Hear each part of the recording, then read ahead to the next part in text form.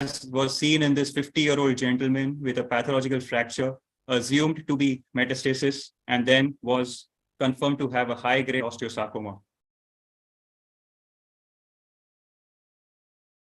So in the second clinical setting, where the primary is known and a skeletal lesion is picked up on workup or during a periodic follow-up, it is important to estimate the patient's general condition, the disease stage, the expected survival prior to embarking on any intervention. So this presentation is now becoming frequent in patients because we are able to work up the patients with bone scans, PET CTs, and we are often even picking up asymptomatic bony lesions on follow-up.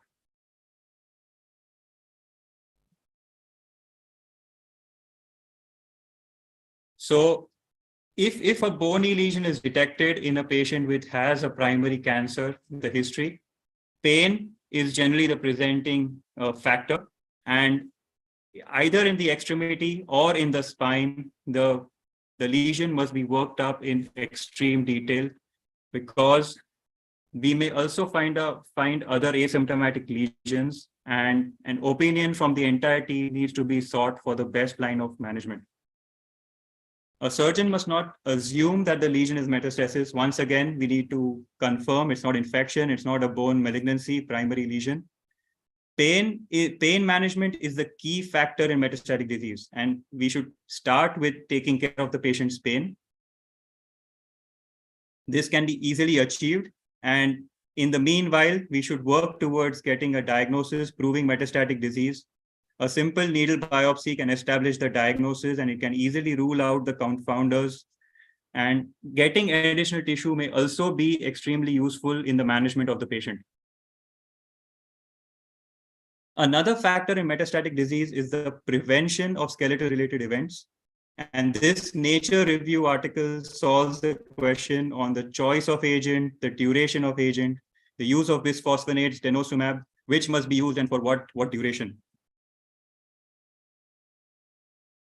It is extremely important that we have a multidisciplinary team, which includes at least a medical oncologist, a radiation oncologist, and if possible, an interventional radiologist. This is the minimum requirement. Obviously, we have other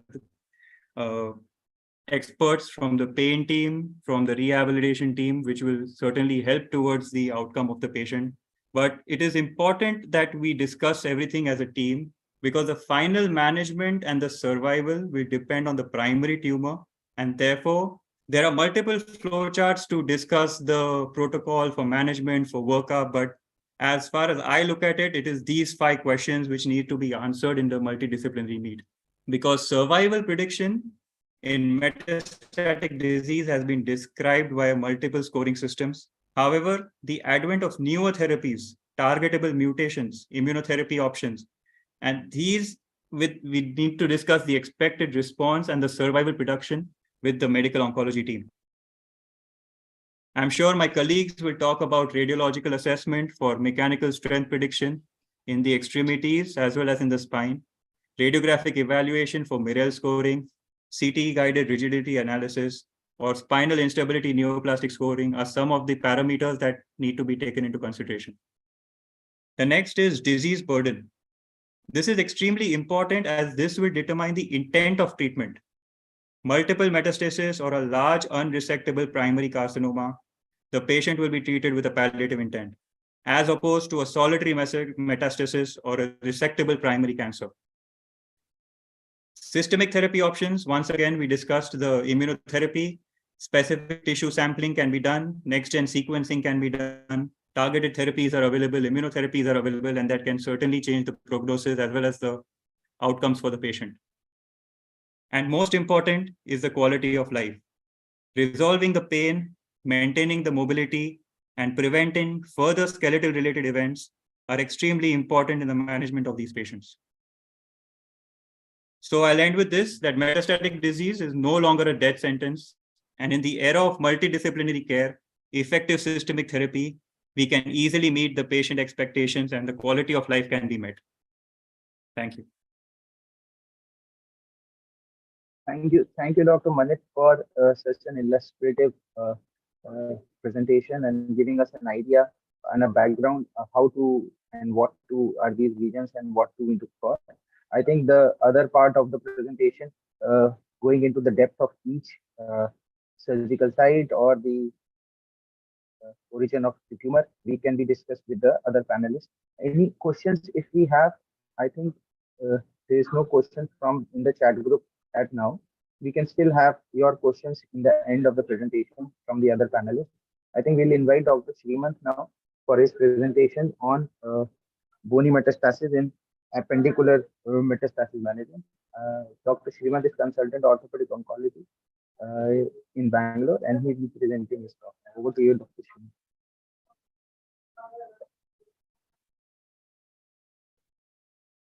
Yeah, my slides visible, Manju?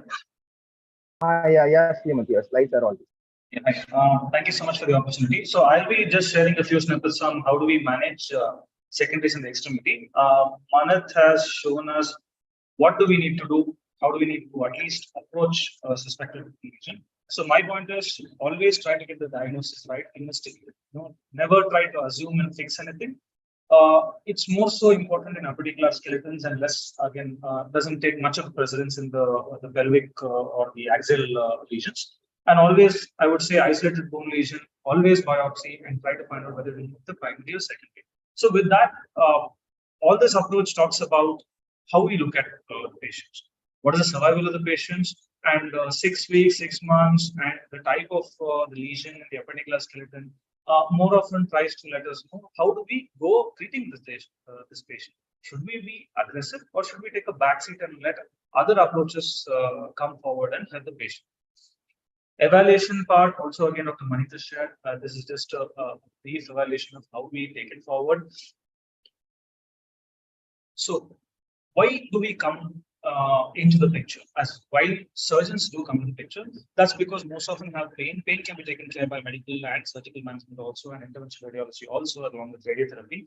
But whenever pathological fracture comes or an impending fracture comes, or we feel that this patient has a good prognosis when we're dealing with oligometastatic disease, we try to go in surgically and try to relieve the symptoms more in the appendicular part, which I am taking care of as of now.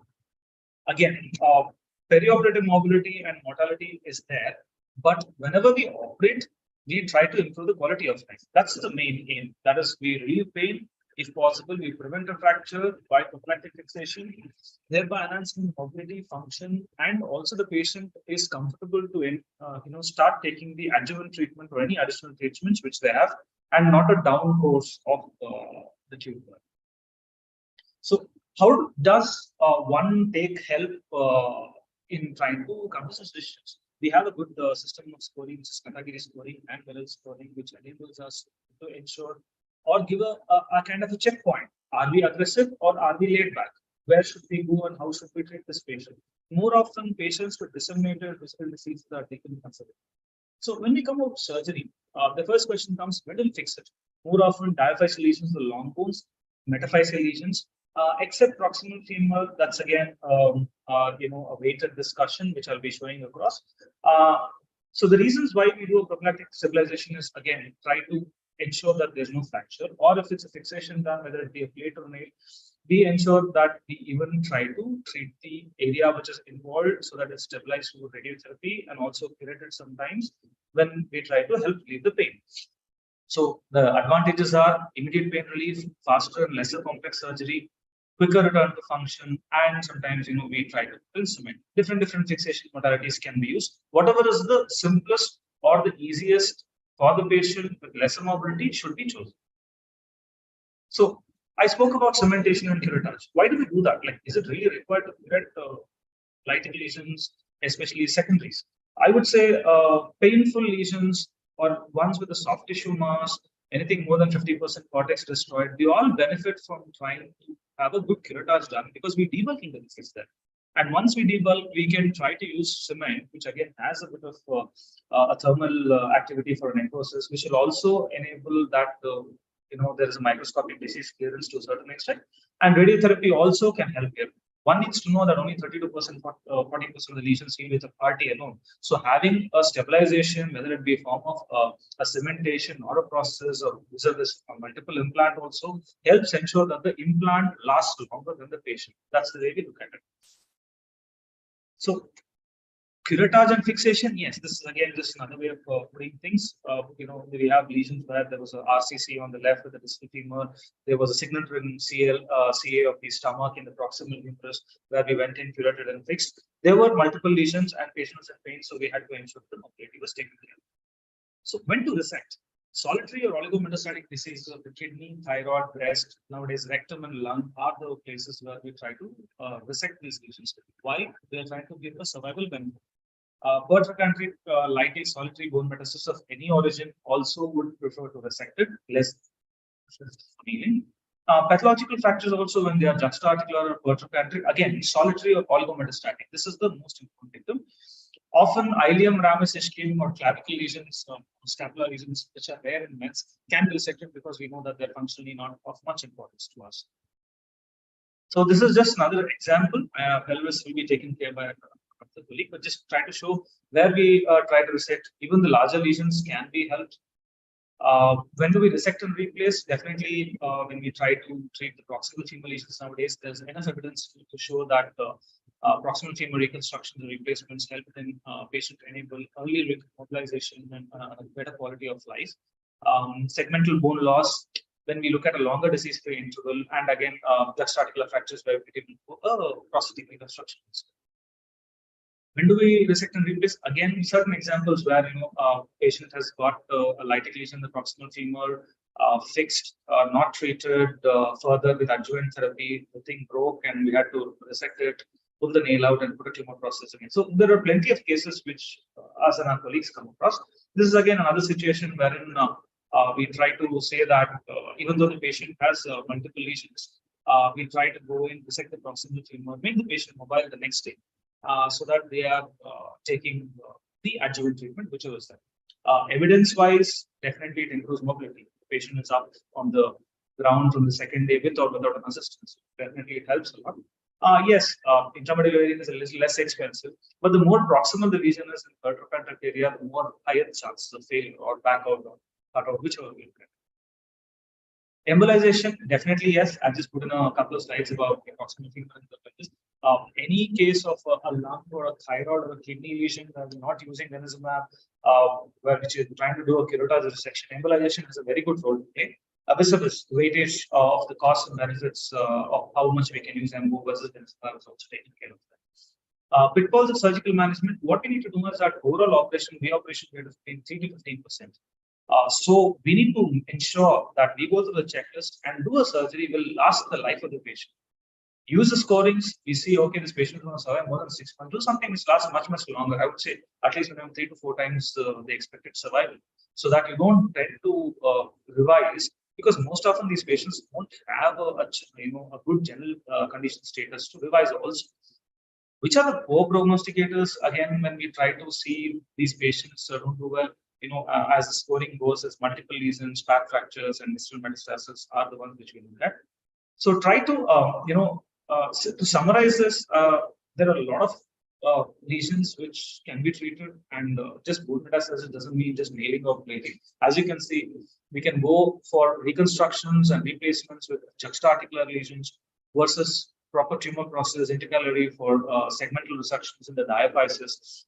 We can use nails, cement. This is kind of a good takeaway slide also as to how we can try to treat these problems. Minimally invasive, just put a slide across that we can even do this, cementoplasties in certain areas. But again, when you come to extremities, it's better to fix or nail and cement it rather than do. This is all more kept across for the axial lesions for the spine.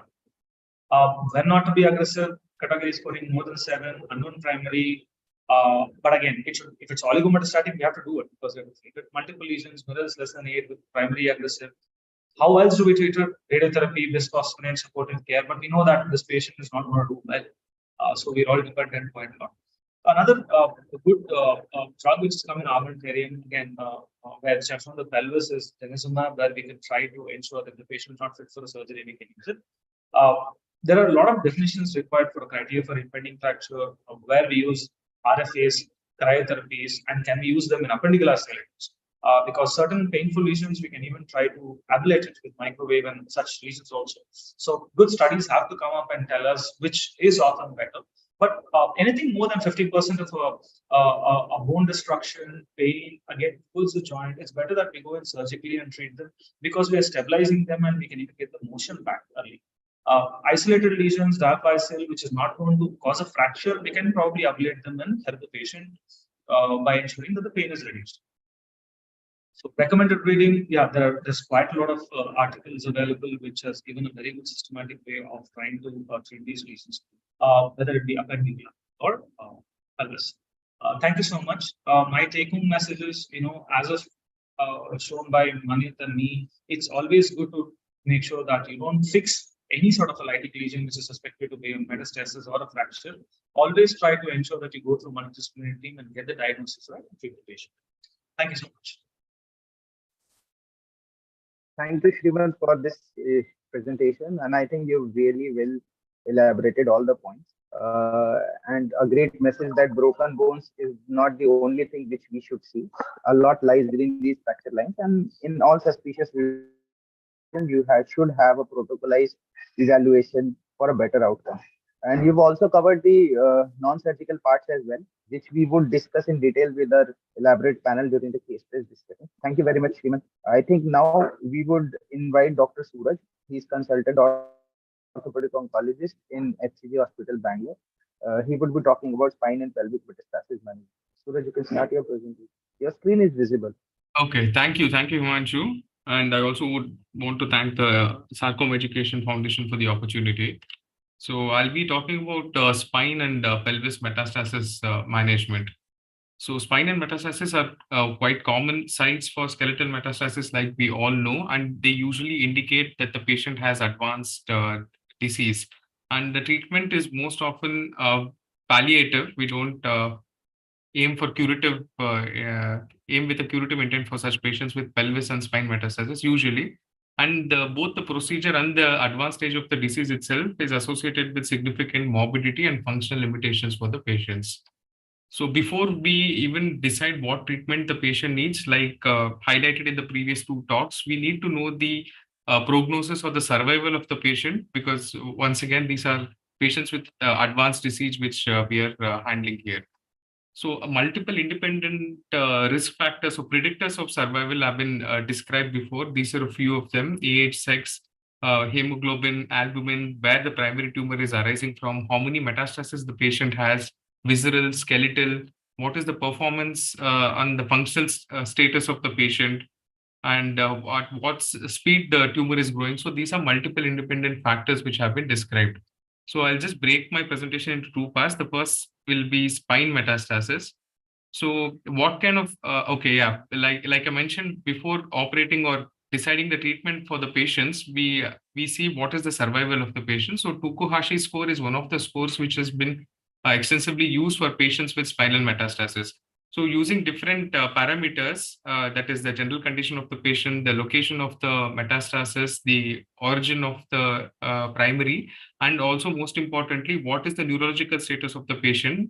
There are possibilities that the patient is likely to survive for less than 6 months, more than 6 months, or more than 1 year.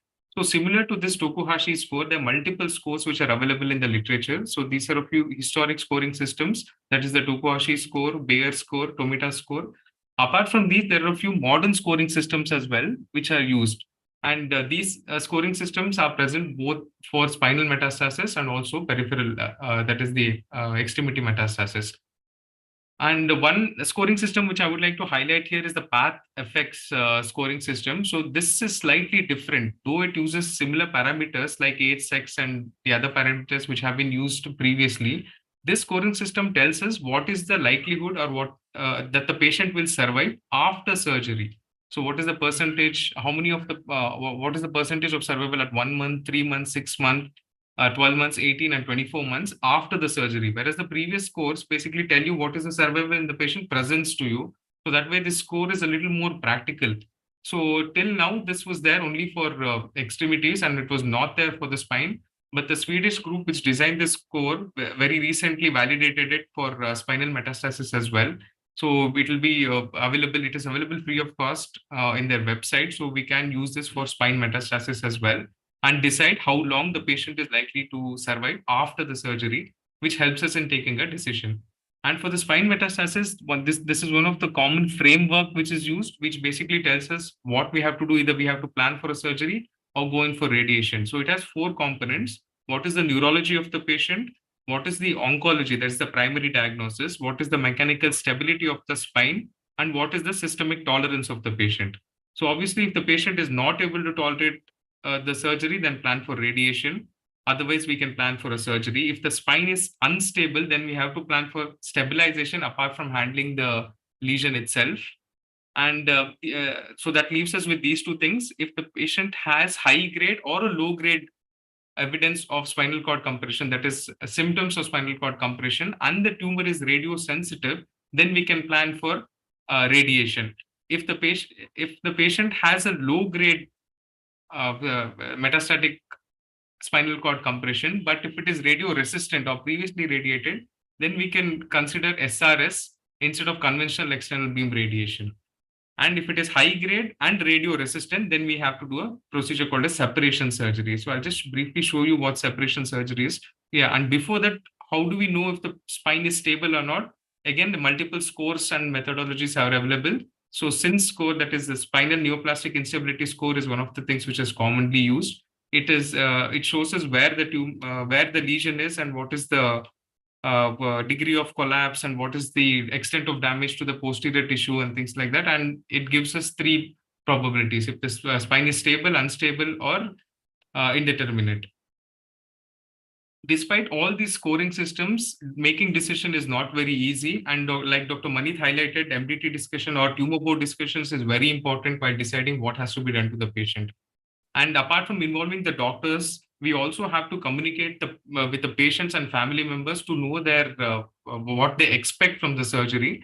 Because like I told you before, these are all advanced cases. And our aim should always be to improve the quality of life and to restore functional independence rather than curative procedures, though these are done very rarely.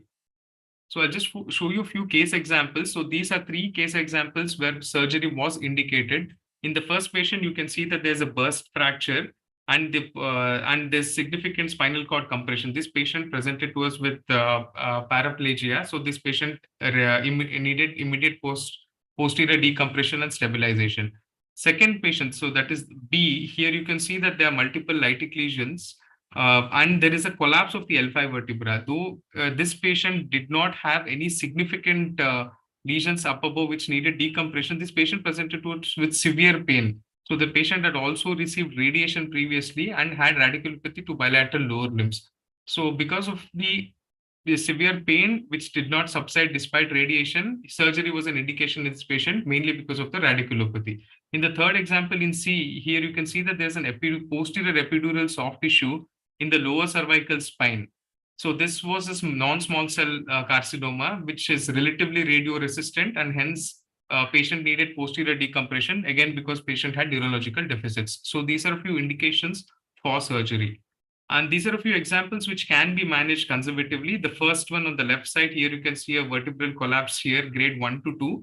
And this was a patient with myeloma. Here you can see that though there is a posterior bulge, it is only indenting on the thecal sac without any compression on the spinal cord itself and no deficits. So it can be managed conservatively. And these 2 are the MRI of the same patient. In the middle one here, you can see that there is a huge posterior soft tissue. So this patient had a CD20 positive lymphoma, which is very chemosensitive. So she was started on chemotherapy. And here you can see that this was the MRI in just 10 days. You can see that the tissue had disappeared. So there is no need for a surgery in chemosensitive or radiosensitive tumors. And what surgery do we do in such patients? We do something called as a separation surgery or posterior decompression, nothing heroic. You just go in, put in pedicle screws and rod and stabilize the spine first, do a posterior laminectomy, and then remove the flavum and the tumor tissue so that you can expand the spinal canal. That is, make some room for the spinal cord to breathe. So nothing extensive. An example here, you can see that left side, the lamina has been removed. The flamum also has been removed and the tumor is being debulked. And here the spinal cord is free and it is stabilized. These are the X-ray images. So the goal is not to completely remove the tumor. The goal is only to provide adequate decompression so that the spinal cord can breathe, and the patient can be sent for adjuvant radiation if needed. And this moving on to pelvic metastasis. So, so this was one classification which was given by Mueller et al. They've divided the location of the pelvic metastasis into 1, 2, 3, and 4. It is very similar to our internal hemipelvectomy classification, where zone 1 involves the ileum, zone 2 is periacetabular, and zone 3 is superior inferior rami, and zone 4 is the sacrum. So these authors basically divided the class of patients into 1, 2, 3, and 4. So first class of patients have solitary metastatic lesions, good prognosis patients, where we can go in and remove the entire lesion en bloc and then reconstruct the acetabulum. And class 4 are patients which do not need surgery. For example, multiple osteoblastic lesions in multiple areas of the pelvis, mixed lesions in the iliac wing, which is not a weight-bearing area, or small periacetabular lesions. And class 2 and 3 are patients who need surgery. Class 2 is pathological fracture in the periacetabular region, and class 3 is supraacetabular region. So depending upon what class the patient is, we plan for surgery. 1, 2, and 3 need surgery, and class 4 might not need surgery and can be sent for radiation. So this classification is a little difficult. So Harrington proposed a little simpler anatomical classification where the patients are dealt with purely depending upon the location of the lesion. So here there are 4 classes, 1, 2, 3, and 4. I'll just show you the examples of different types and what has to be done to them. So in Harrington type 1, the defects are contained defects. The acetabular wall and the column are relatively well maintained. So there are contained defects which can be handled. Again, if the contained defect is away from the articular surface, or if the articular surface is maintained, you do not have to replace the joint. You can get away with curettage, cementing, augmenting, and you can make sure that the native joint is retained. If the articular surface is disrupted, like in the lower image, then apart from curettage and cementing, you have to replace the joint with a conventional total hip joint. So this is Harrington type 1, where the defects are contained. In Harrington type 2, the medial wall of the acetabulum is deficient, but the roof is intact. So this is an example where the medial wall is deficient, but the roof is intact. So in such patients, total hip replacement with a reinforcement cage or a ring can be performed. So this is Harrington type 2. In type 3, apart from the medial wall, the roof is also involved. So both medial wall and the roof are involved. If there is good bone stock, you can still do something similar to Harrington type 2, where you augment the roof and the medial wall with a reinforcement cage and do a total hip replacement, like here in the lower image. So if there is good bone stock, then just a reinforcement cage. If the bone stock is poor, then you do something called as a Harrington procedure. So in Harrington procedure, you reconstruct the acetabulum with cement and Steinmann pins, 5 mm, 6 mm threaded Steinmann pins, and then you reconstruct the acetabulum and then do a total hip cemented hip replacement. So when Harrington initially described the procedure himself, what he did was he nicely packed and reconstructed the superior acetabulum with cement, and then he passed multiple Steinmann pins through the acetabulum into the ileum. So his concept was, if these Steinmann pins are diverging and kind of towards the ileum and converging towards the roof, then the hip stability can be maintained with a prosthesis. But after that, there have been multiple modifications of the procedure. So you can use the Steinmann pins however you want to. This is one of the commonly used procedure in the UK, which was revised by or modified by Robert Grimmer, where the pins are put from the ileum into the acetabulum.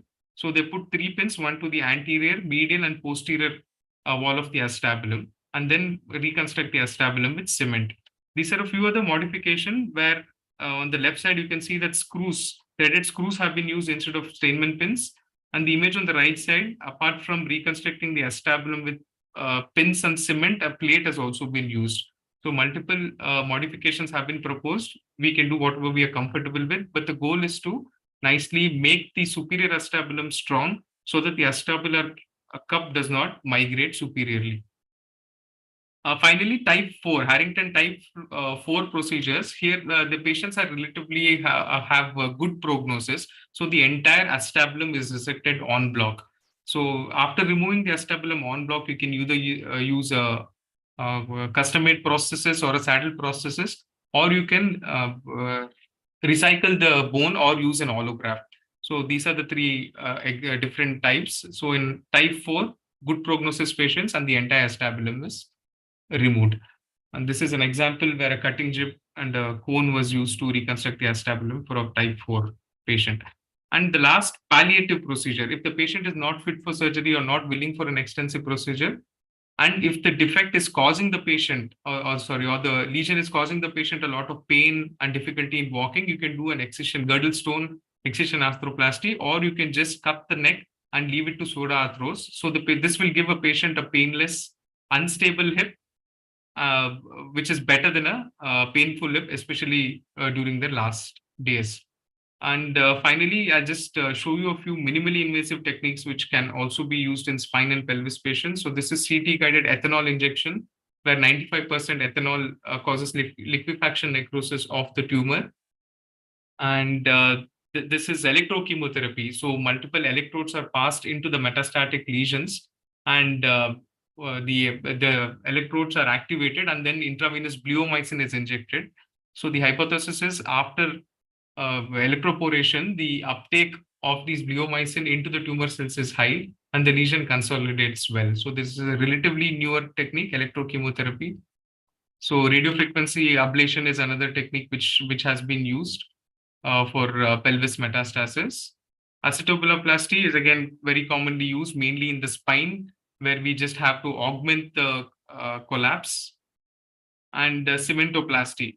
This is something called as a hollow perforated screw. So they had designed it in-house in Seoul National University Hospital, where a partially threaded 6 mm pin, multiple holes were made.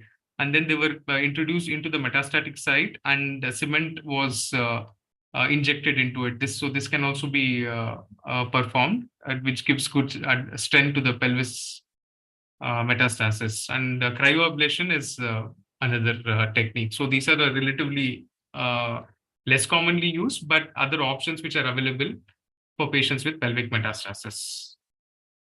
Thank you. Thank you, Suraj, for your presentation. We are little ahead of time. I think 5 minutes. We are extended the timeline. And there's a small, short question for you, Suraj, from one of the person. She's Dr. Arthi, and she's asking what is the difference between osteolytic and sclerotic spinal lesions. If you could comment upon this.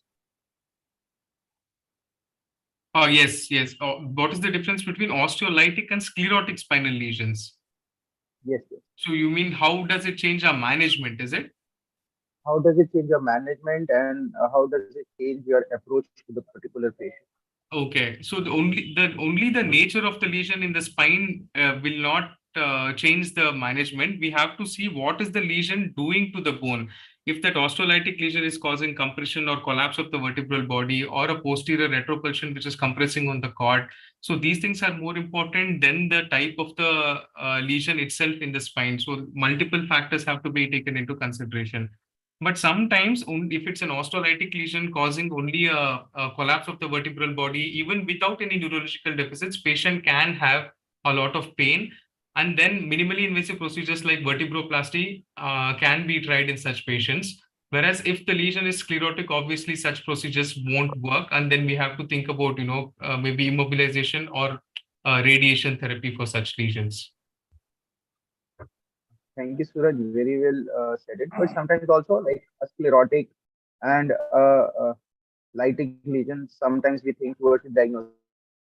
Probably they presented to you first. So it could be the first presentation of a sclerotic spine. So you might have a clue towards your diagnosis and sometimes survival of the patient. Also, if you have a sclerotic lesion within the spinal canal, it generally does not cause early signs of neurological deficit because it is narrowing of the canal from outside. And if it's a lytic lesion, it produces a lot of soft tissue component. So the risk of paraparesis is much faster in a osteolytic lesion compared to a sclerotic lesion. And very well said by you that sclerotic lesions would not help with surgery because you need to do something else for them. You cannot take out the whole vertebra unless and until it's a solid relief. I think, thank you, Suraj. That would finish with the talks from our panelists, and we'll go towards the case discussion. I think all the three panelists would be there with us for this discussion also because their input would be required for all cases. I think I'll start my screen sharing now. If one second.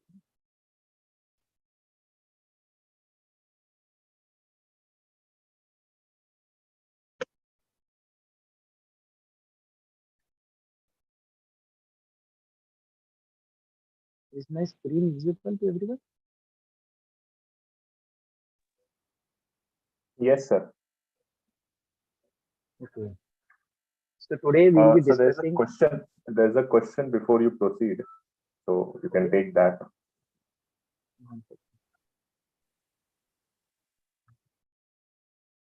I have to go to short screen, I think.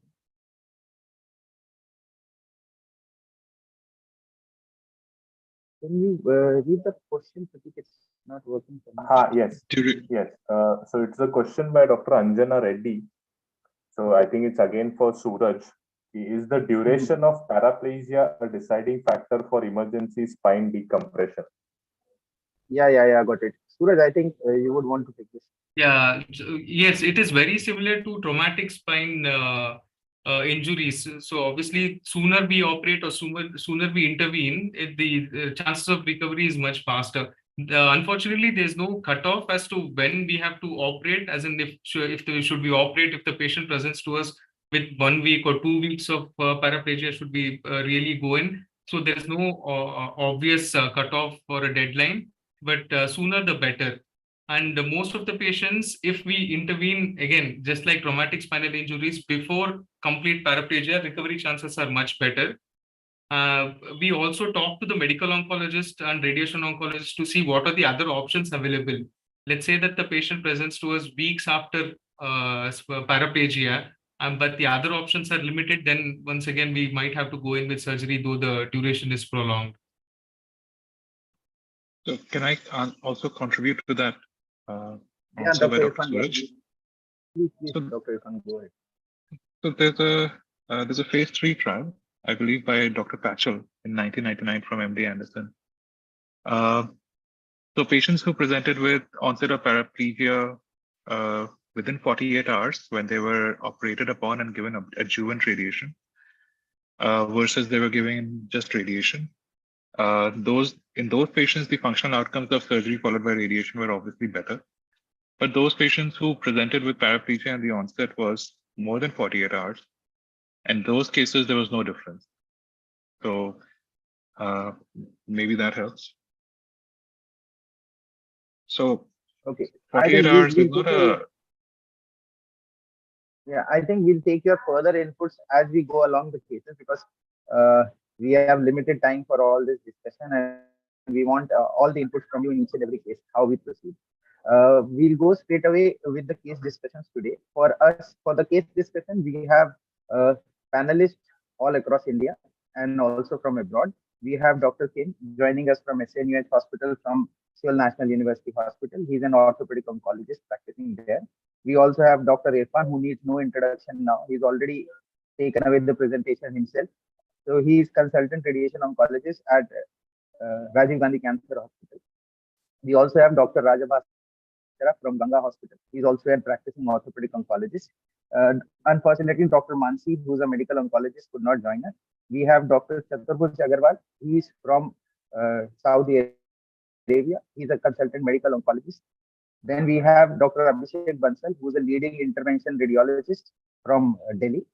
We also have our Dr. Kunshiki Jain, who's a pain specialist, who would be joining us and giving inputs to the case. So we'll start away with the case discussion straight away. So first case is a patient of 72-year-old male patient, who's a known case of primary RCC, renal cell carcinoma. He presented with complaints of progressive pain in the left hip and thigh since 6 months and inability to wear weight on same limb since last 3 months. His PET-CT was suggestive of metabolically active liver, intestinal, and body lesions. Medical history was suggestive of patient was already on palliative sunitinib therapy since last 5 months. There was no history of previous radiation to the axillary. So this was the X-ray which was done. So I'll take quick comments from Dr. Kim and Dr. Raja regarding the X-ray of this patient and how would you want to proceed from investigations to your plan of treatment. I think Dr. Kim, you would want to take this first. Thank you. We can see a osteolytic lesion around proximal femur, which includes subtrochanteric area, and the matrix is very irregular. Obviously, we can assume the bone metastasis. We can move on to MRI to check the extent of the lesion, I guess. Okay. Thank you, Dr. Kim. I think Dr. Raja would agree that it is not looking like something which is normal for an orthopedic surgeon to miss. It is definitely something lytic and something wrong within this bone. Also, with the preceding history of a patient on palliative chemotherapy of sunitinib with PET scan suggestive of multiple bony disease, so primary diagnosis for us would be a pathological neoplasm of left proximal femur. This is the MRI. Dr. Raja, do you want to comment upon this MRI and how does it help you to change your management? Yeah, thank you, Dr. Himanshu. And actually, as Dr. Kim had discussed, and as Dr. Himanshu had said, if we go through the history, there are two very important points which actually in the slides which we noted. One is, the patient is a known case of renal cell cancer. Second thing, on palliative treatment. So that gives us an indication that the medical and the radiation oncologists, they are treating him with a palliative intent. That means there is widespread disease. Now, the third important thing on the history, so I think the imaging is metastasis from the same primary, it's the renal cell cancer. And these are the MRI images, the X-ray. Even when you look at the X-ray and when you take the history, it is suggestive of renal cancer cell metastasis unless proven otherwise. So if we look at the MRI images, now the history which you say 2 months history of severe pain while walking, inability to weight bear, now that should ring some bells. So I think it inherently indicates that, in this region, it's an impending fracture. There is a high chance that the patient can have a fracture anytime, though, there is no severe cortical thinning seen. So I think even from the orthopedic surgeon's point of view, we have to treat him, make sure that first of all, we will discuss with the treating medical oncologists. And my plan will be to go ahead with an intervention for the hip. We need to intervene so that he should not end up with a fracture and also for his pain. Okay. Thank you, Dr. Raja, for your input for this thing. So we would want to start with some of the options. So we'll first go to Dr. Kenshuki. What is her opinion? Because the patient presented with us pain, and we know that he is on palliative care. So what would you suggest to such a patient? Okay, first of all, thank you, Dr. Himanshu and the Sarcoma Society for giving me this opportunity. Now, this patient would definitely be having a lot of pain, and especially so on movement. The actual thing is incidental pain, the movement-related pain. We would be addressing all the rest pain, first of all, and then the movement-related pain.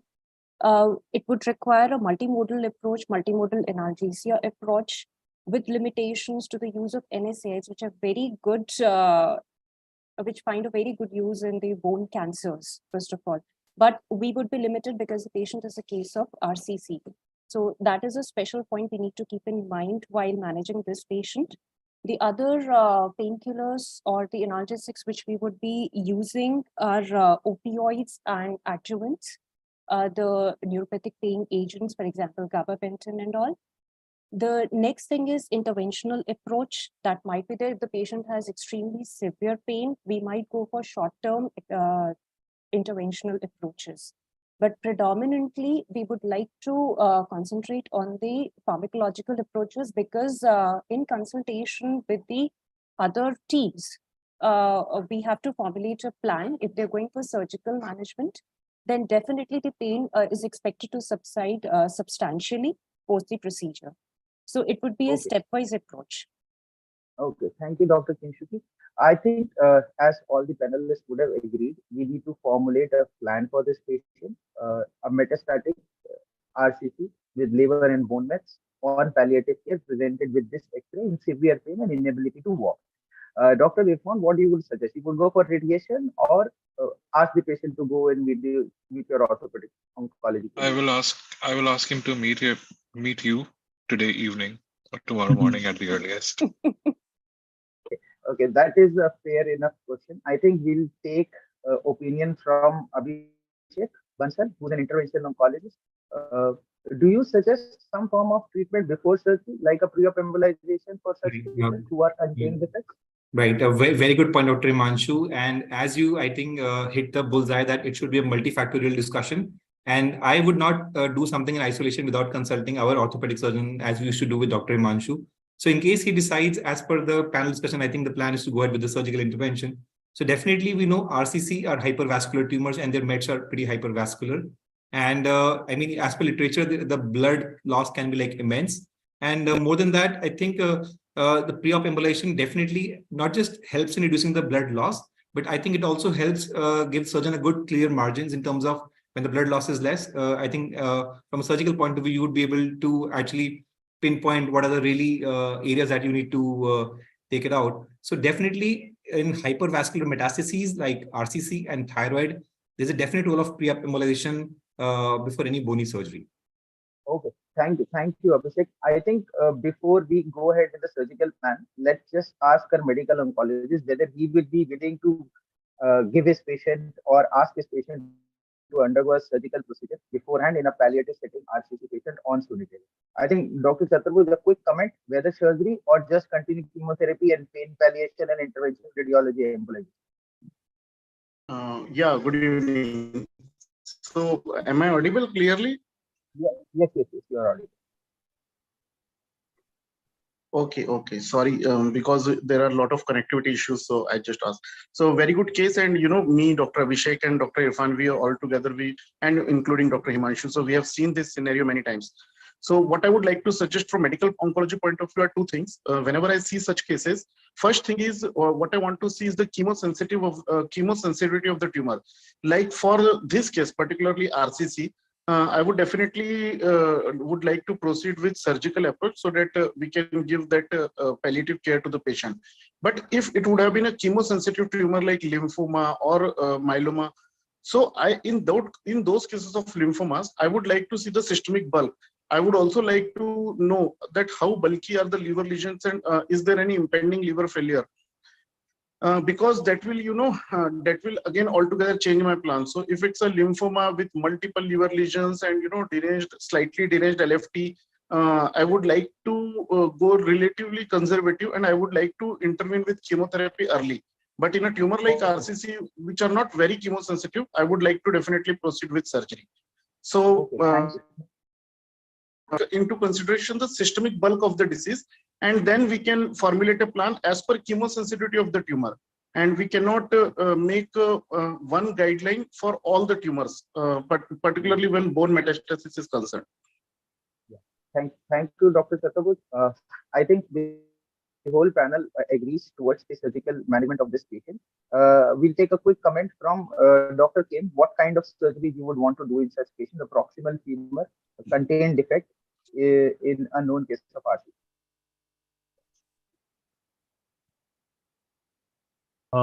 Yeah, basic principle is 1-bone-1 surgery. So skeletal stabilization should be performed. In this case, and actually in this case, I guess, usually we perform extended curettage with intramedullary nail with bone cement augmentation. But from the MRI suggested, most of the femur neck and head portion was involved with the tumor. So we are very much worried about the failure of the recon screws. So I guess we have to consider the condition of the patient. And if the patient is very active and mobile with good general condition, we can also consider wide excision with megaprostasis. And that way might cause less bleeding in this case of vascular tumors. I think Srimant was talking about proximal femur specifically. We'll take a quick comment from him in this case. If Srimant is there with us.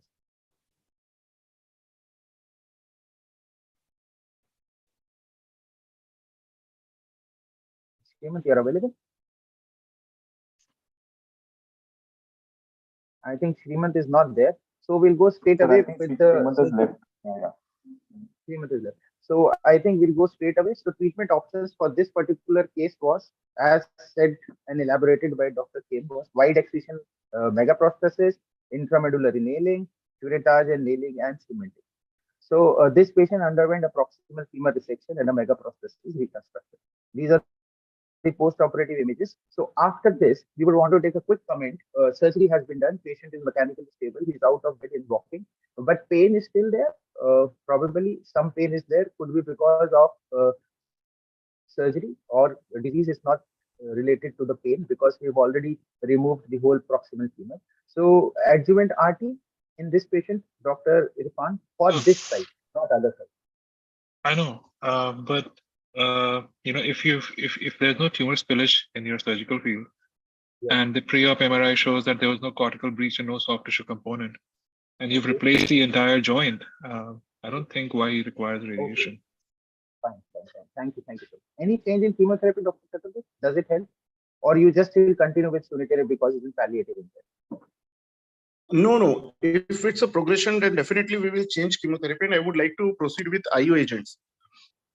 Okay, because it was 5 months on therapy, it is too early. I think I don't know when you do routine PETs, after how long of sunitinib therapy to assess response. So we usually, basically, we do scan revaluation after every 3 months / SOS, as soon means as per symptomatic complaints of the patient. But since there is progression in this disease, I mean, if I'm right, after 5 months of sunitinib, he developed this issue. So definitely is not responding. And in these cases, even if we address the oligometastatic or the metastatic site, progressive metastatic site by local treatment, we need to change the systemic therapy. Okay. Thank you, sir. So we'll go towards the second case. He's a 52-year-old male and a known case of multiple myeloma who was diagnosed in December 2020. He started complaining of left hip pain and difficulties in walking due to left hip pain. PET-CT was suggestive of multiple bony lesion, as you expect in a case of multiple myeloma. His medical history is that he was on bortezomib, started on bortezomib in December 22. In between, he was shifted to cyclophosphamide, which might, we'll take an opinion from Dr. Chaturvedi why this happens. And there is no history of radiation on this side. So this is the X-ray of the pelvis. I think we'll take comments from Dr. Raja. What would be your opinion in this case, reading the X-ray and the management of this myeloma patient, multiple myeloma on bortezomib and in between cyclophosphamide? Yeah. So, Himanshu, this case, if you see, there is a protrusio and there is complete, absence of the entire medial column, and both the columns are almost absent. If you see, there is one column is almost flimsy there. So definitely, at this point, since he's already on treatment and since it's progressed, for the hip, he will need definitely a surgical procedure. So a surgical procedure is 100% indicated for the hip. And actually, Dr. Suraj spoke very well about Harrington reconstruction and all those principles. But, I have also experienced in this Harrington, and we've written a paper. One of the prerequisites for Harrington, even when Roger Tillman from Birmingham, where I worked, where he published, is you should have a survival of more than 1 year, and you should have at least one column of the acetabulum intact. So those two are very, very important prerequisites for you to have a Harrington reconstruction. So I think my plan will be definitely surgical reconstruction and then followed by the adjuvant therapy. So at this stage of presentation, that's my plan. Okay, thank you. Kim, any difference of opinion? Or do you want to just continue chemotherapy and wait, or surgery first and then chemotherapy? Me? Yeah. Yeah, I agree with Dr. Raja, 100%. Okay. So this was the MRI of the patient. So let's just take opinion from pain medicine and Abhishek before we go to Dr. Irfan. So Abhishek first, and then we can take opinion from Dr. Jain. Abhishek, Right, anything you want to add on myeloma patient? Should I start? Yeah. So Yes, again, yes. I think in when the decision is to go ahead with surgical option, in our experience, when we started with these pre-op embolizations for the MSK metastases, I think we initially started with just hypervascular meds like the previous case of RCC and thyroid. But over the time, I think that's where the MDT really scores that you learn from each other and you understand each other so much better. That we reached a level of comfort with our MSK surgeon, especially Dr. Himanshu, that even for lesions like when we started, we thought that is there a role of embolization in multiple myeloma cases or not? Because technically they would not be that vascular. But once we started doing it, and Dr. Himanshu had that faith in us. So once we went in, and to a surprise, I mean, I was a bit skeptical that should we be doing a pre-op embolization for multiple myeloma, but it was so vascular in terms of the angiographic blush. And when we embolized, we could actually devascularize the entire tumor. And definitely, I think it helped a lot the next day when Dr. Manchu went in and did that surgery. So yes, over a period of time, we have realized that all these metastases, especially if they're in a precarious location like this one in the acetabular region, where it is very, very important to have a good surgical outcomes, I think interventional radiology in terms of pre-op embolization can help. One quick question to you. How long does it take to embolize a patient? When do you want to do it? One day before, just before the surgery, or 1 week before the surgery? Right. So the ideal time would be anywhere between 24 to 72 hours prior to surgery, 1 to 3 days. So, and for our practical purpose, we can do just 1 day prior to the surgery on the morning of the surgery. But I think 1 week would be an overstretch. During that time, a lot of collaterals can reopen and you may not get that good a surgical result in terms of if you would take the patient in within 1 to 3 days. Do you want a full coagulation profile of the patient to embolize?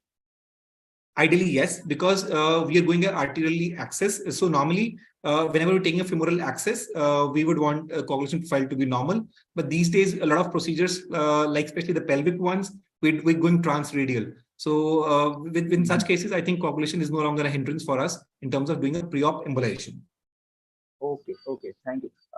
Dr. Kinshuki, as we've agreed that this patient would require surgery. So after the surgery, if the patient is still complaining of pain, what is your role in terms of indwelling femoral catheters or some local catheters to be installed at the site of surgery?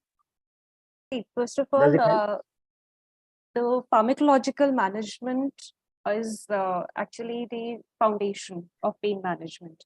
The interventional, because the patient stands a good life expectancy as I get. He's 52 years old, not much this thing. He's currently under treatment. So femoral catheters can be put only for a short duration. For example, before the patient is taken for surgery, predominantly for keeping the patient comfortable before any definite intervention. So those are the indications for placing catheters, or if the patient is end of life. Just a few days or so, because catheter cares require a lot of, there are a lot of issues with catheter cares. And the next thing is we can even go for not just femoral catheters, even epidural can be tried in these cases. So that is also supposed to give relief to the patient. But the main, this thing, our pillar of this thing, management would be pharmacological management. Okay. And lifestyle modifications, which include the movements, educating the patient regarding how he has to do his activities of daily living, the boluses and all, which would be required, how he has to go about the drug therapy and all. So that makes the life comfortable for the patient. Irfan, are you still against the surgeons, or still you would want to refer? This is a surgeon's conference. Obviously, I will be for the surgeon. Yes, you will definitely go for surgery. Because there is always a conflict. If let's just suppose this was a proximal humerus, would you fight with the surgeons in myeloma? Yes, if the diaphyseal axial length would be more than 3 centimeters, sorry, less than 3 centimeters, I would fight with you. But if it is more than 3 centimeters, I would suggest you go in. Okay, so this case surgery. Sorry? So this case, definitely surgery. Definitely surgery. It's a surgeon's conference, sir. Okay, thank you so much. I think this is what Dr. Abhishek was talking about. As you can see on the left-hand side, the blush of the tumor in the pelvic region. And this is what he gives to us after embolization, completely bloodless field. This is what helps, and we've been doing this for patients where we are curating out. So when we know that we are going to curate out, we're going to do a lot of blood spillage. In previous case, if you see, it was no doubt RCC, but it was a contained defect. So the surgeon knows that he can go without embolization. He would not have a lot of blood. So such cases would definitely help you with free of embolizations. So treatment options, I think we'll take first option from Kim. Dr. Kim, what would be your opinion in terms of these options or any other options which you would want to use? Thank you, Dr. Himanshu. In this case, since it's a chemosensitive multiple myeloma, I wouldn't consider excision and reconstruction. But if it's like a lung cancer or other type of cancer, I would consider white excision type 2 hemipelvectomy with reconstruction with total hemiarthroplasty. And I wouldn't use allograft. I would rather use bone cement for the bone defect and reinforcement ring and total hip reconstruction. Dr. Raja, any difference of opinion? Yeah, I agree with Either Kim.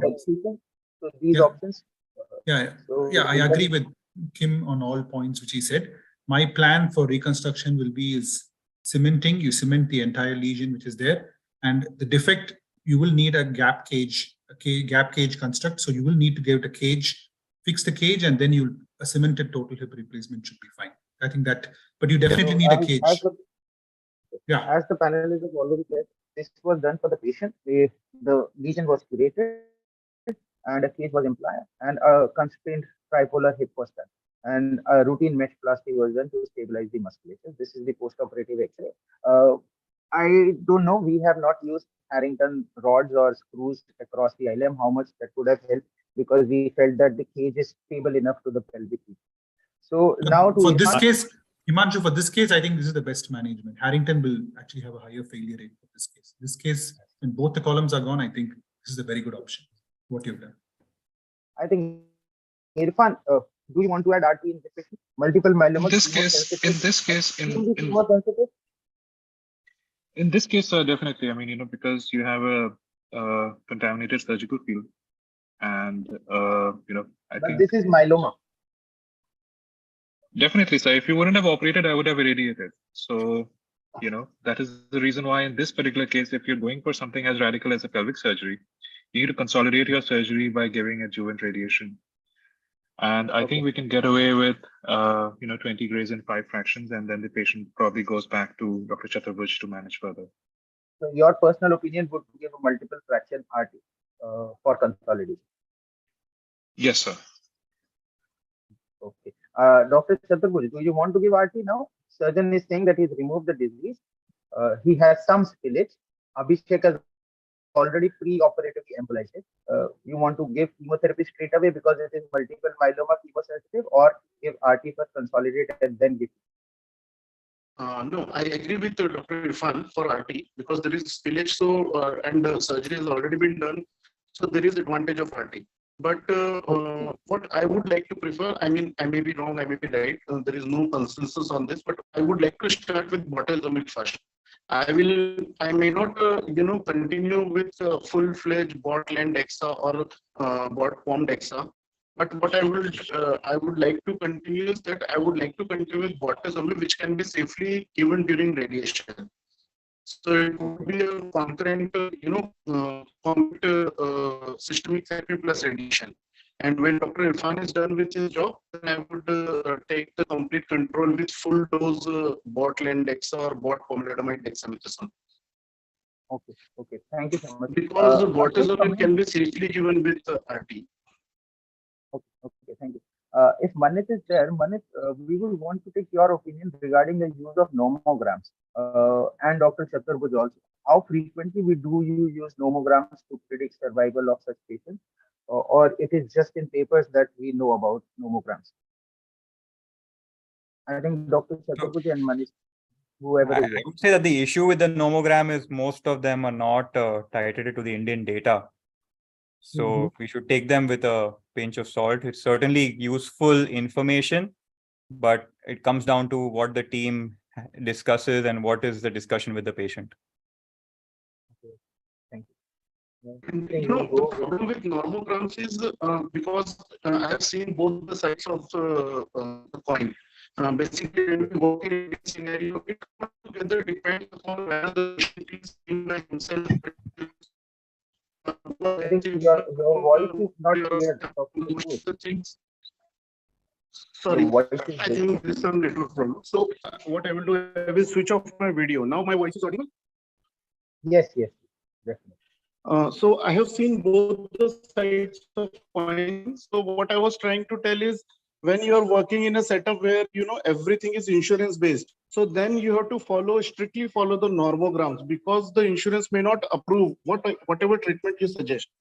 But when you are working for a patient who is paying by himself, then discussion with the patient. Even when we talk of quality of life, so I agree with you said already that it has to be discussed with the patient that what they exactly want. We cannot able that by normogram your expected life expectancy is less than 6 months, so you are entitled for this treatment. So I mean, we never say this to any patient. Okay. Can I add one point on this to the nomogram question, Dr. Himanshu? Yeah, please, fine. So can I be honest in saying that the SIN score is outdated? You don't say that NSCLC is radio resistant because you have NSCLC with a driver mutation, you have NSCLC with a high PDL1 expression, and these patients are now living for 3-4 years. So do you really forego surgery in patients who you are radiation oncologist, stick to that, please. Sorry? You are radiation oncologist. I think you should tell them that yes, nomograms we should do it or not medical oncologist part. Dr. Chatarbud has completely agreed with you that I think yes, the things are changing. But for academic purposes, do we remove nomograms or no? Things would change after 2 years. We should update them. Yes. So probably not as of now. I think we'll go to the third piece. Yeah, Himanshu, just Suraj, one more point here. More than decision making, actually, you can use the nomograms. Obviously, it's not going to be guiding you. Your MDT is what will be guiding you and helping you with your decisions. We can use it to our defense. In case you want to justify why you operated on a patient, why you decided not to operate on a patient, medico-legally, definitely nomograms and scores can be used as a defense for medico-legal issues. Just a additional point, apart, definitely not for decision making. There is no harm in documenting, as you rightly said, medico-legally also it is important. If it is available and if you know how to use it, you should. If the armamentarium is there, do it. That does not take hours together to find a nomogram and do it. I think we'll go with the case third. A 67-year-old male complained of pain over left arm for 2 months and inability to use left arm for last 1 week. So this is the X-ray of this patient. This patient presented with this, so we don't have previous history or medical history with us. I think Dr. Kim would want to add, or Dr. Manit, if you are there for this patient, how would you want to plan your investigations and management? We don't know the history of the patient here. He just complained of pain in the arm with this X-ray and a fracture, which was stabilized somewhere else with the plaster. This patient is. Kim, please. Okay, so this patient is 67 years old and visited the clinic with fracture, which seems like a pathologic with osteolytic lesion in there. So we might have to work on the primary side of the lesion. So we can check the. Sorry. Yes. Please go ahead. So yeah, we can work on the. Move on to the MRI of the humerus with chest CTs and APCTs to check on the metastasis, in suspicion of metastasis, and also lab blood test. Okay. What kind of blood test, Manit, would you advise a 67-year-old male patient presenting with pathological fracture so that we have an idea about how to approach? So we can do tumor markers to look for, tumor markers from lung, prostate in a male patient. And I mean, I would agree. I would do local imaging as well as systemic imaging and CT thorax abdo-pelvis. If a PET can be done, we could probably do that. So PET was done. It was suggestive of right lung lesion with multiple bony metastasis, with fracture in the left humerus and D12 vertebral lesion. Possible primary, as suggested by PET CT, was CA lung. There was no previous radiation history as we discussed. So we did an MRI of the arm region, and this was the MRI of the arm. And this was the lesion in D12 vertebra with compression, with epidural compression. We'll take a quick comment from Suraj. Suraj, this patient also has a humerus pathological fracture, and he also has a lesion in the spine with epidural compression, which is at presently not symptomatic. So you're suspecting CA lung on the PET scan. The lesion is causing only epidural thecal sac indentation, no signs of spinal cord compression. Definitely no indication for surgery as of now. Put the patient on a Taylor's brace, confirm the diagnosis with a CT-guided biopsy, and then see, because we still don't know the diagnosis. We don't know if it is chemosensitive, if the PD-L1 is positive, if the markers are positive, the patient will be a good candidate for targeted therapy. So definitely no indications for surgery right now. But we have to educate the patient and tell them that there's definitely a chance of progression of the collapse or compression of the cord. We have to put the patient on a brace, avoid twisting, and the general conditions, things have to be explained. Okay. So Irfan, we know that it is now proven as lung cancer with pathological fracture of humerus and D12 vertebral lesion with epidural compression. Your take on this further management? I would ask you to stabilize the humerus first, sir, and then send the patient across for an opinion with the medical oncologist. And if you're still waiting on the mutational status and the PD-L1 status and the next generation sequencing, we can give an adjuvant course of radiation, again, 5 fractions for a pathological fracture to sterilize the surgical field once you've stabilized it. And then the patient goes to medical oncologist. Abhishek, a quick question to you. How confident are you while you're embolizing spinal metastasis? Are you have some kind of dilemmas when you're doing spinal lesions? Because if you embolize the artery, which is just going to the spinal cord, patient might develop paralysis just after your embolization. Then it becomes a problem in medical legal things. So what is your take during spinal embolization? Absolutely, that's a very, very important point, and that's something that all the interventional radiologists should be very, very aware of, because whenever we're dealing with spinal metastases, especially when we talk about dorsal lesions, so those are the lesions when we actually have to go through the intercostal lumbar arteries only, and we all know that a lot of these anterior spinal arteries come from them and small branches, and the biggest one of them is the artery of Adam-Cubics that doesn't have a fixed level. It can arise from multiple levels, right from D4 to even L1 levels as per literature. So you have to be very, very careful. While we're taking angiograms, we have to really, really look forward to a vessel that is going into the anterior spinal canal, and which we label as the anterior spinal arteries. And normally we identify them by a hairpin loop. So if you're seeing on an angiogram any artery rising from intercostal or lumbar artery that is going immediately towards the spinal cord and taking a hairpin loop, so those are the arteries that are going into the spinal cord, and we should always avoid them to embolize. Normally, we go beyond those branches selectively into the tumor so that we save those arteries. And as a dictum, we don't use small embolic particles less than 350 microns, which may have a chance of going for a non-target embolization. So these are 2 precautions. And what you rightly said about the medical legal is a very, very big problem. So you have to document prior to embolization what is the neurological status of especially about the lower limbs, bowel and bladder status, bladder and bowel status, whether it is maintained or not. So as long as those things are fine and taking adequate precautions, you can save these complications from happening. Okay. Dr. Raja, a quick comment or a quick question regarding the treatment options available with us. Do you want to add something or do you want to choose something? No, yeah, but I will just suggest that, whenever you seeing the spine MRI, especially in the sagittal part, this is at risk of you having a collapse and, progressive neurological deterioration.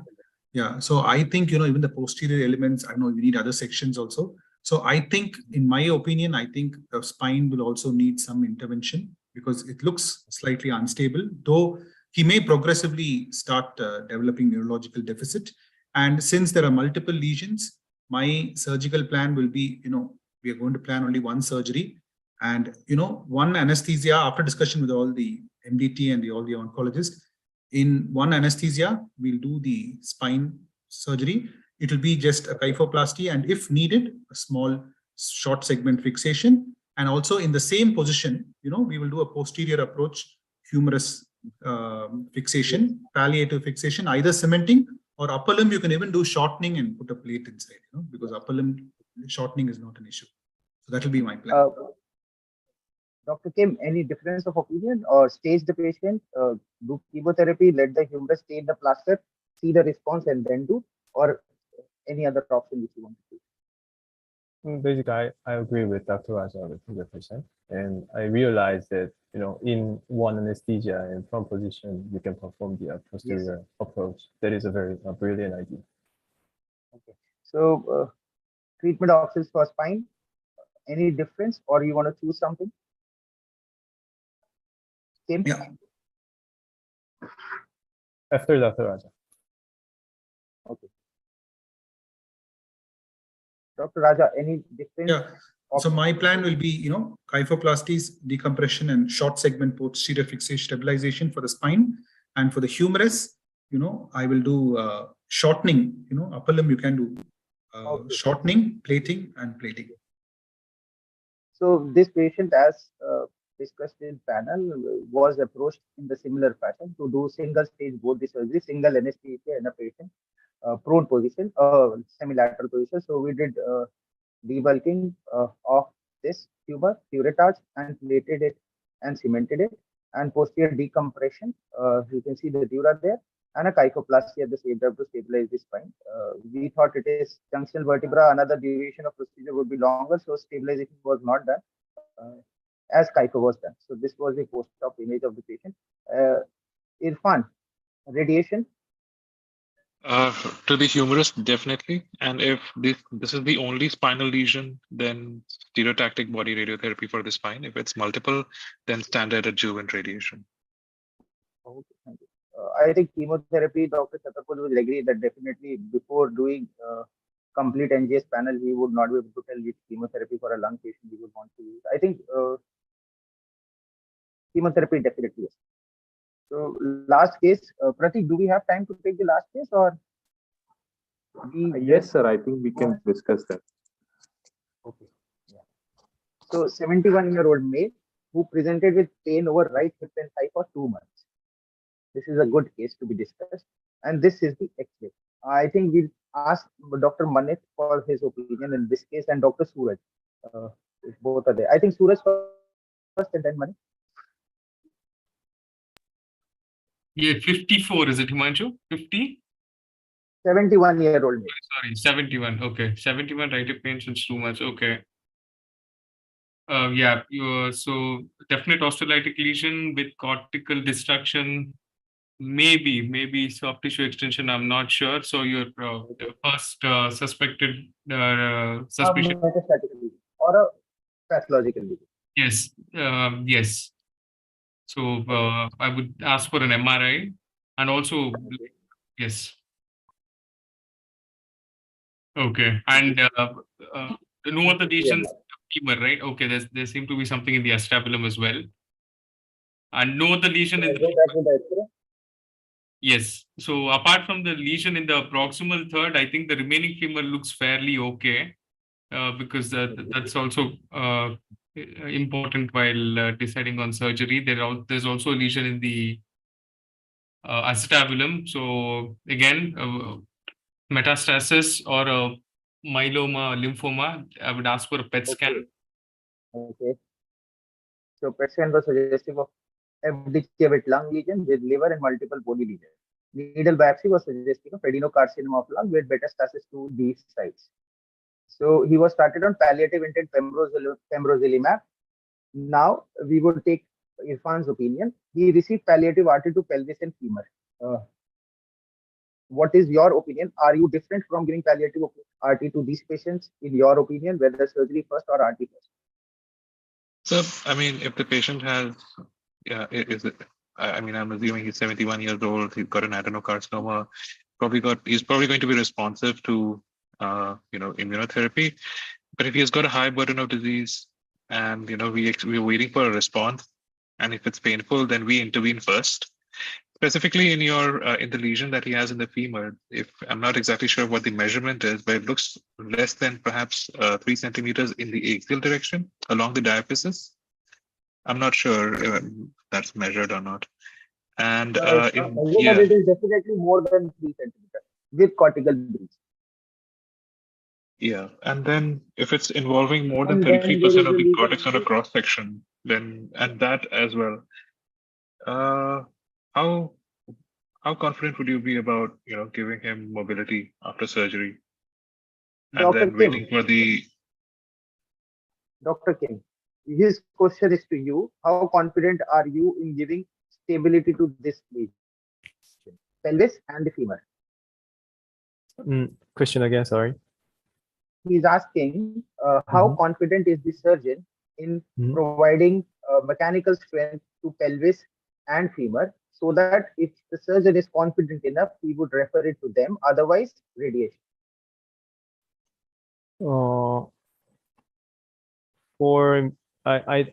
I'm not sure I understood the question properly, but I prefer surgery in this case.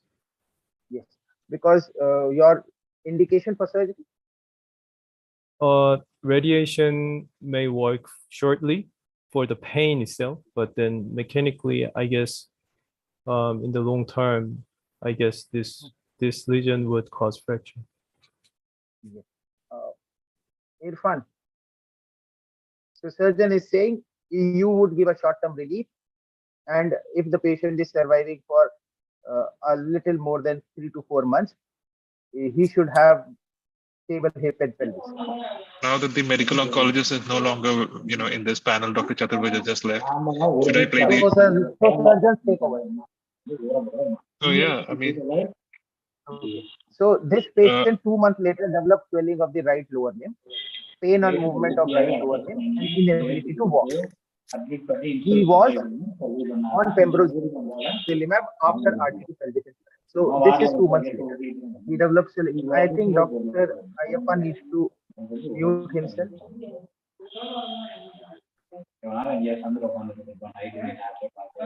I think could you just tell them to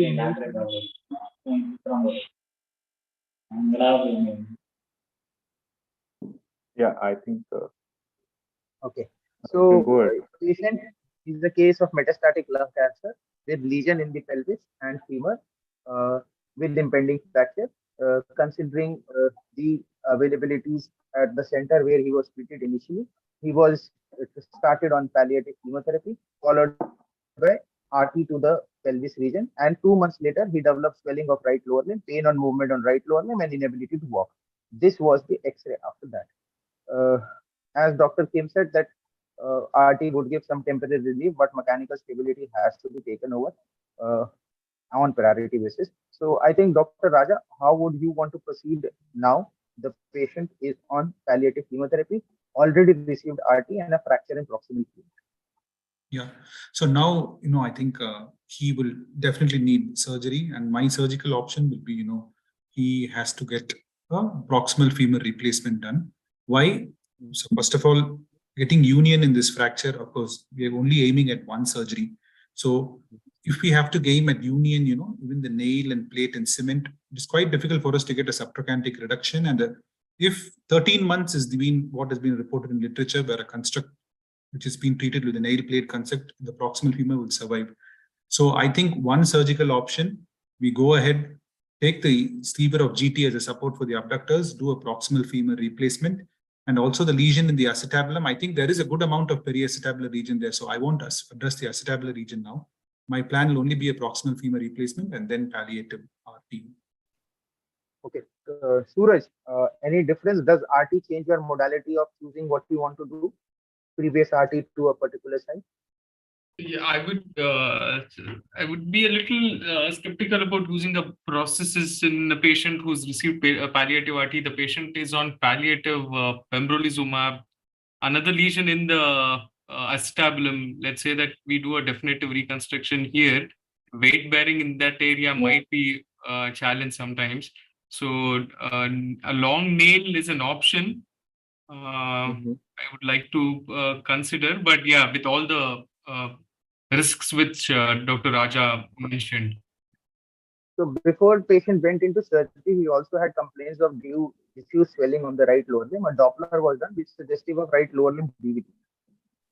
So a patient who has DVT, which is extending up to right common femoral vein and right superficial femoral vein, Abhishek, how would you want to come in before the patient goes in surgery with the risk of having distant emboli?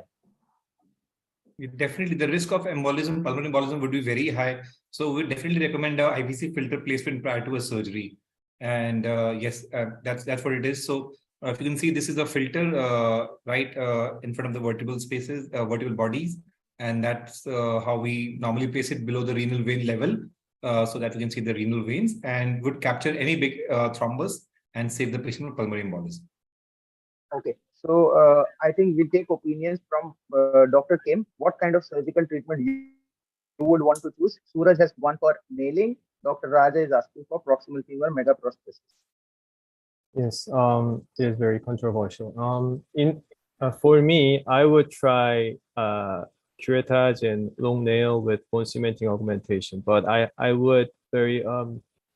very worried about the lateral cortex, which the recon screw is fixated.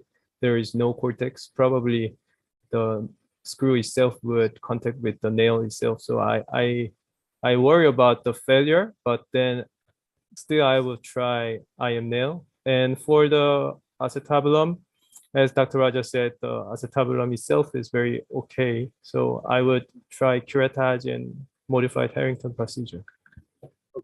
Okay, thank you. So this was IVC filter, and later he underwent curettage, nailing, cementing for the femur, and curettage for the acetabular lesion. This is post-operative X-ray of the femur. Quick comment from Dr. Kim: short nails or long nails? Long nails. Patients of Long nails. Why would you want to prefer long nails over short nails? Short nails, the procedure is just 20 minutes. This is basically metastasis, and treatment of metastasis is 1-1 surgery. You wouldn't worry about the other additive surgeries due to the another metastasis in the distal lesion. So you might want a long nail. So always a long nail. Okay. So adjuvant treatment, Irfan, after patient has received palliative RT initially, he developed fracture. Now he has been fixed with nailing and cementing. Do you want to add RT again? So this patient didn't respond the way we normally expect them to. We expect sclerosis to happen after radiation, I'm not sure of the fractionation schedule. We expect sclerosis to happen, but in this case, that didn't happen and the patient had a fracture. So I would be skeptical giving it again, just to sort of, it would probably jeopardize your surgery and, have functional consequences for the patient. And so no RT. I wouldn't, because the patient didn't respond the way we expect him to. We expect sclerosis to happen by about 3 months, but instead he had a lytic and fracture. So, I would forego. So 8 months later, patient complained of pain and movement again in the right lower limb with inability to walk. And this is what happened after 8 months. Dr. Kim, you said nailing and cementing, and Suraj nailing and cementing. What would be your opinion as of now? Suraj first. So, Okay. You want to know why the nail failed, or what we want to do now? We want to know why the nail failed. Is it because of Dr. Irfan's preoperative RT? Is it because of mechanical fixation failure?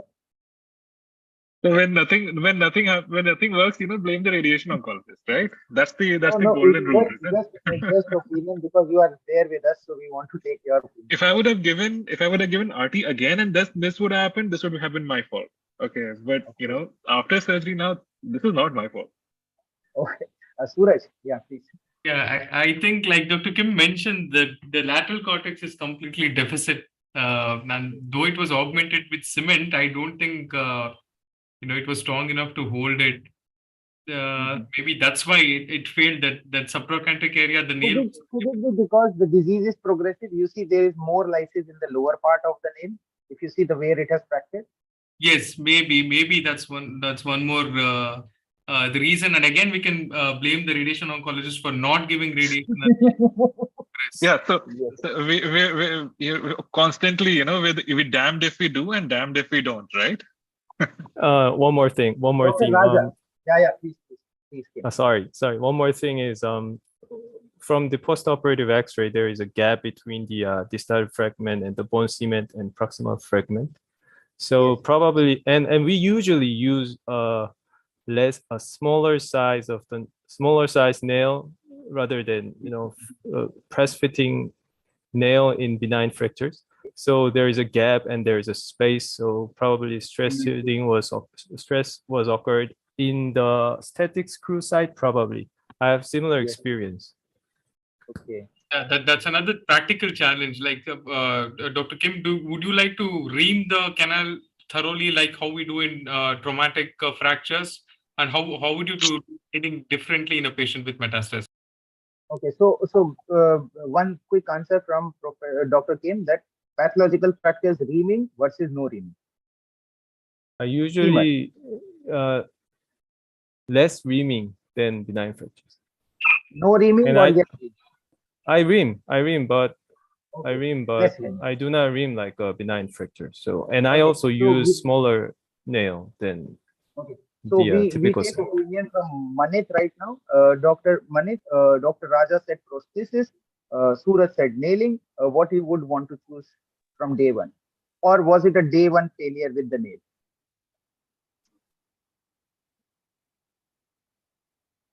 Manit is there? I think Manit is not there. So Dr. Raja, do you think it was a day one failure?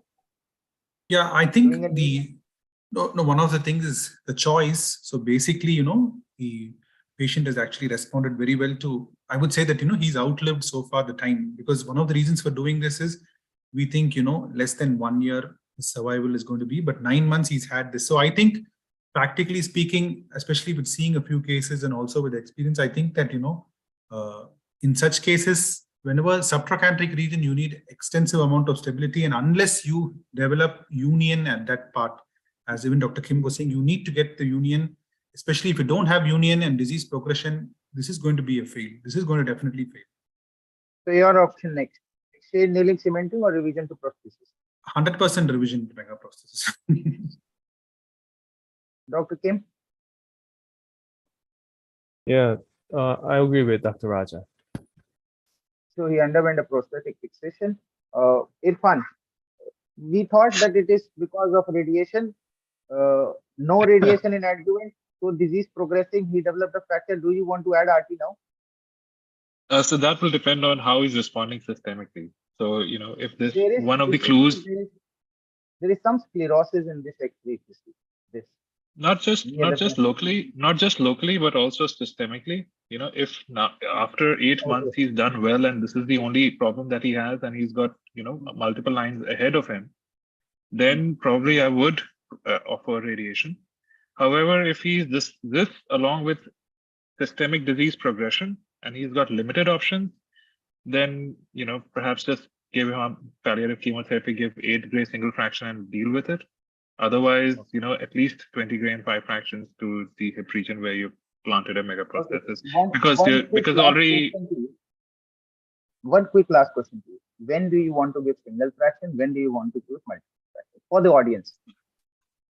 Okay, so when we're talking about just radiation in that context, I would prefer single fraction. Irfan, please, because most of the audiences are general orthopedic surgeons, less of oncologists. So what is single fraction and what is multiple fraction? So single fraction is 8 grays or 800 rads, if you're so inclined, of 1 fraction of radiation, 1 sitting of radiation.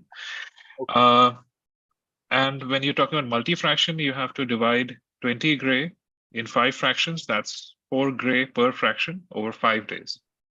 Now, based on our practice is 8 gray single fraction unless there is compelling reason to give multi-fraction. And most of those situations are when we're talking about surgically operated cases, where there's some amount of concern about spillage into the surgical site, especially in this case where a fracture has occurred and probably the spillage is already there. To stabilize that, and we prefer multi-fraction, where everywhere else we prefer 8 gray single fraction, whether it's the spine, long bone, anywhere. There were people who will tell you that SBRT is better than single fraction. I, as a radiation oncologist, will be very honest with you in saying that the evidence behind that is not very strong.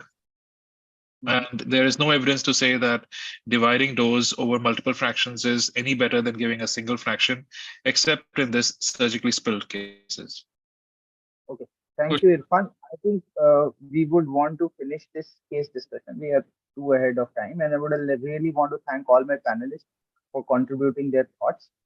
If any panelist would want to add last comments for the session to conclude, and we would also want to add last comment from Dr. Kinshuki, patient who has been labeled as palliative intent and best supportive care, what all options does the patient have with respect to control of pain?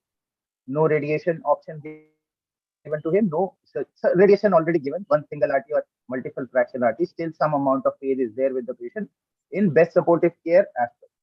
One quick comment from Dr. Keshuki and then we end. Okay, so in this case, the patient has already had multiple surgeries, and hello. Generally, for a patient who is on palliative intent, what options does he have from your end? If a patient is on, pain management and quality of life improvement is what palliative medicine does. Okay, so there are lots and lots of pain management options available, which are decided by the stage of the patient, the choices of the patient, the individual choices, and other factors are there. I am not very clear regarding what you want to elicit out of pain and palliative care options in general. So let's just suppose a patient is at home. So he's on best supportive care. What options can he have for pain control? What options in general for the patient? For a patient who has been asked to undergo best supportive care and to be terminal illness patient. Okay, so it is predominantly pain and other like DVT management. If we are in a bone cancer, webinar here. So DVT, pain, these form the mainstay of complaints.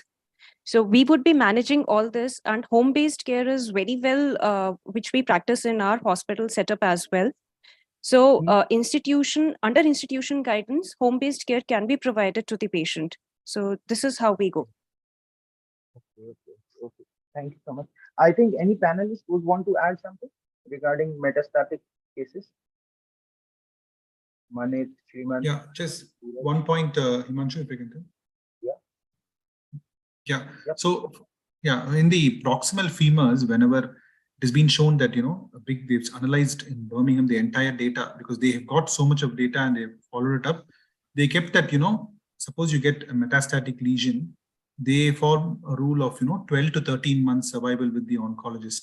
If they feel that they're going to survive more than 12 months, they feel that an endoprosthesis is a better option because they found out that those cases where nailing was done or any fixation was done, they failed at a median time of 12 to 13 months. So that's just a small paper, 12 to 13 months. That same thing happened with the last case. He survived more than expected and the implant did not function well.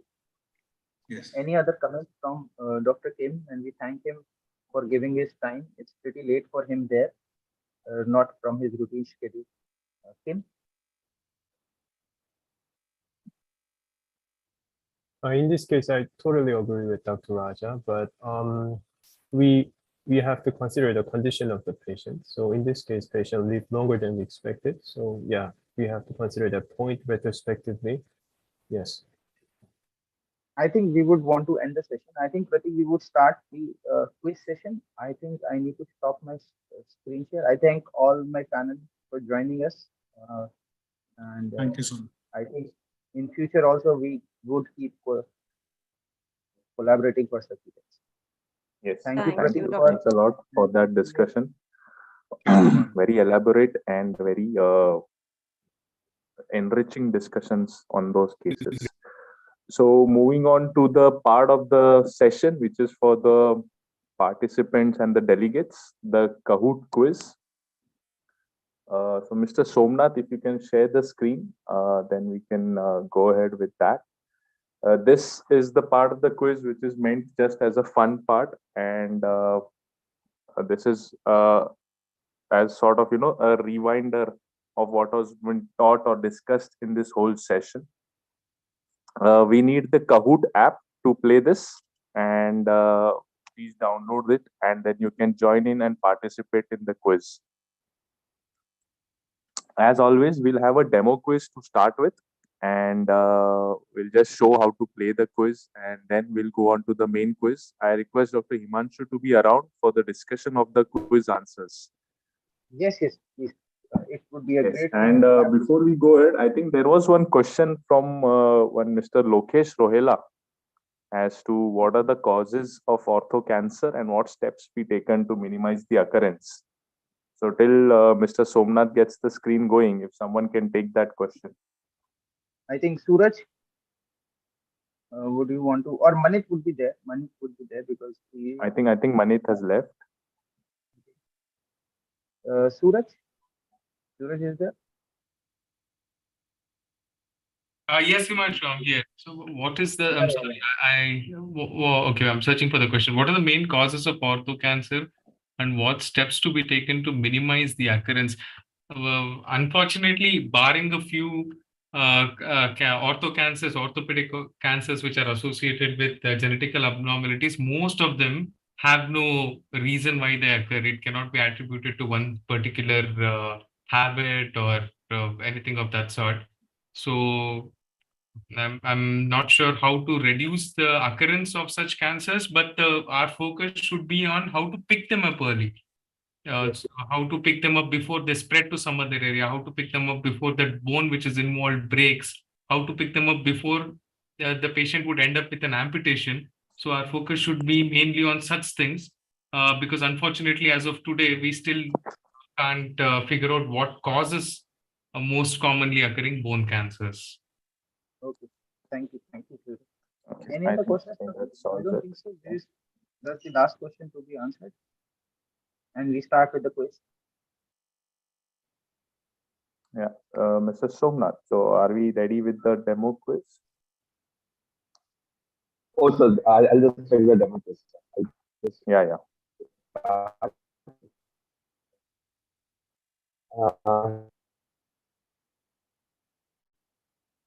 Back to quiz, right? Yes.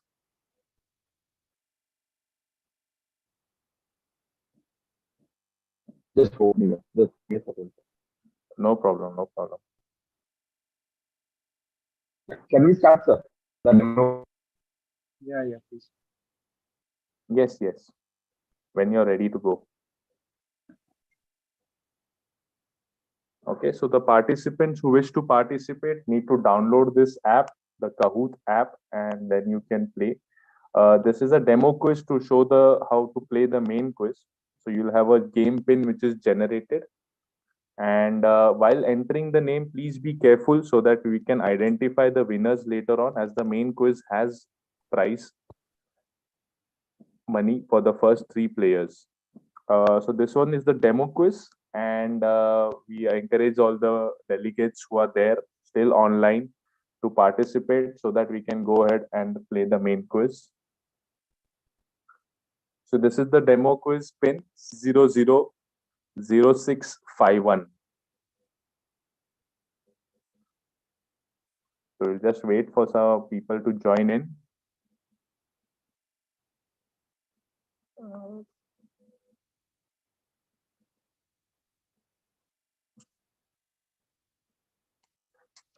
There are around 36 participants, so maybe half of them at least we are expecting to be participating in the quiz.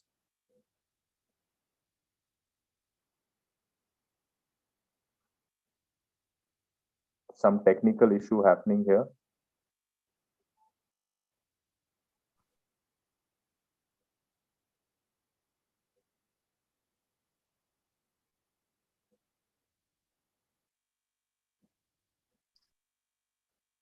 Mr. Somnath, is it an issue with the Kahoot app? It's an issue with the apps. Okay. Sorry for the delay. This is some technical error happening.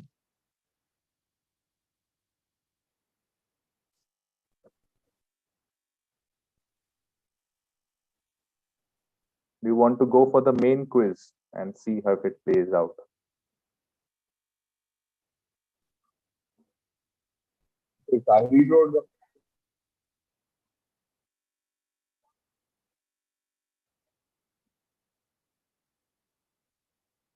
I think Suraj is there. There is one quick question for Suraj also. Suraj, is duration of paraplegia deciding factor for emergency spine decompression?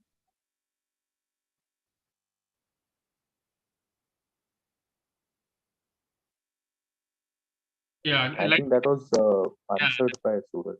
Previously. Just adding to that, no, there's no proper cutoff. Sooner the better. Okay. Okay. There is some technical issues with loading the quiz. We'll just give it a try if it happens. Otherwise, unfortunately, I think we might have to end the part. So just give us a couple of minutes. And Pratik, who gets the money? If you Sorry? who gets the money if you don't go ahead with the quiz?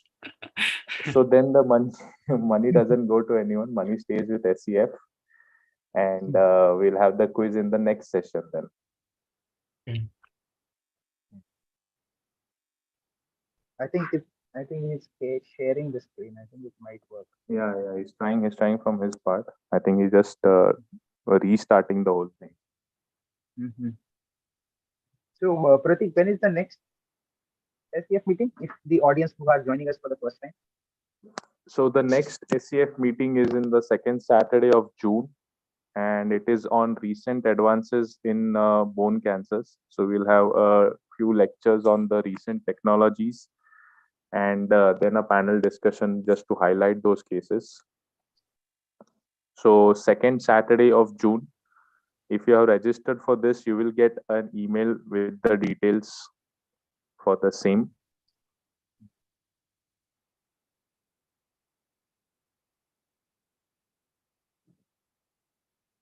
Okay, there seems to be an issue with the backend.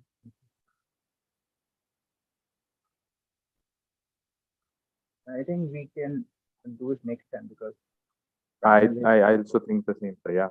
Thank you. I think thanks a lot, Dr. Himanshu, and all the panelists who joined us, took out time on this Saturday evening. Apologies to the delegates that we couldn't run the quiz this time, but be assured we'll have it next time. And please do join us for the June session, which will again be an enriching discussion. Any last words, sir, Himanshu, sir? I think we should all be actively contributing towards this SCF protocols and SCF initiative to educate the masses, and it's a very good thing to let everyone know, because India is a vast country and we need to educate almost everyone if we can. I think we should not miss these lectures, and really thankful to Pratik for this initiative, and Dr. Ashish Julia, who's the brainchild for this, and I think we should keep continuing these CMEs and webinars. I think thank you everyone for joining us and contributing in their own way. Thank you, everyone. Thank you, Dr. Himanshu. Thank you, everyone. And hope to see you all in the June session. Thank you. Thank you.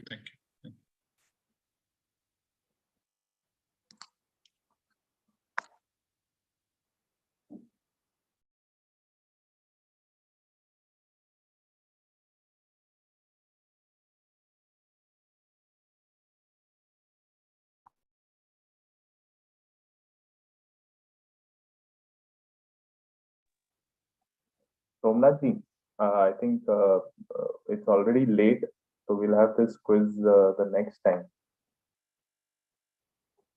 Okay, so I don't know. Somehow, I mean, the Kahoot app was installed. It was not possible.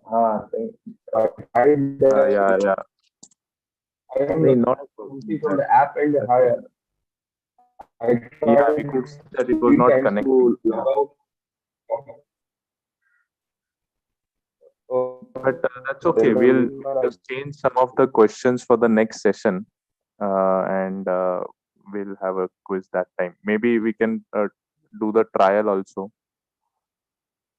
yes, sir. I mean, somehow the trial was not opening up. I mean, main question was Yeah. the trial, I know first question and that was Yeah. my goal was somehow so the app malfunction. Because anyways, Okay, sir. participants were leaving once the technical issue started, so it's okay. We'll try for the next time. Okay, okay, okay. You can stop the recording and stop the YouTube live as well. So yeah. Okay. Thank you for the support. Yeah.